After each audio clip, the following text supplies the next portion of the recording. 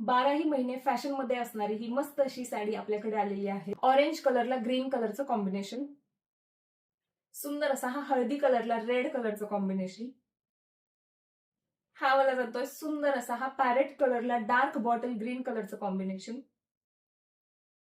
हा to टोनचा parrot green colour म्हणू शकता आणि त्याला रामा कलरचं कॉम्बिनेशन, आणि हा जातोय सुंदर असा मस्टर्ड येलो कलरला बॉटल ग्रीन कलरचं कॉम्बिनेशन.